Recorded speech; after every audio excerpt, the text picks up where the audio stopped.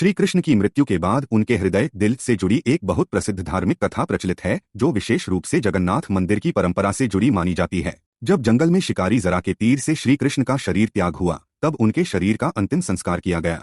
कहा जाता है कि उनके शरीर का अधिकांश भाग अग्नि में जल गया, लेकिन उनका हृदय पूरी तरह नहीं जला। वह दिव्य हृदय साधारण हृदय की तरह नहीं था, बल्कि उसमें भगवान की दिव्य शक्ति मानी जाती थी। कथा के अनुसार उस दिव्य हृदय को समुद्र में प्रवाहित कर दिया गया। समुद्र की लहरों के साथ वह पवित्र हृदय बहता हुआ दूर तक चला गया और अंत में पुरी के तट पर पहुंचा। उस समय वहां के राजा किंग इंद्रद्युम्न भगवान के एक विशेष मंदिर के निर्माण की तैयारी कर रहे थे।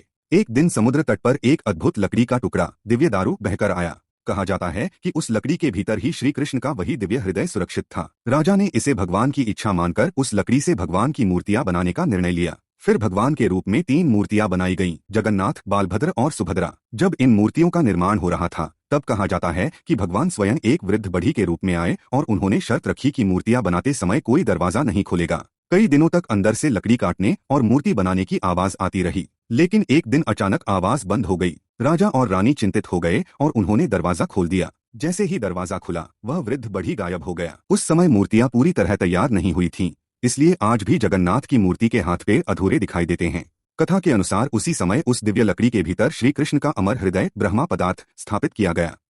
यह पवित्र तत्व आज भी जगन्नाथ टेम्पल की मूर्ति के भीतर माना जाता है। हर 12 से 19 साल में जब मंदिर में नवक्लेवर की परंपरा होती है, तब पुरानी मूर्तियों से उस पवित्र ब्रह्मा पदार्थ को निकालकर नई मूर्तियों में बहुत गुप्त रीति से स्थापित किया जाता है।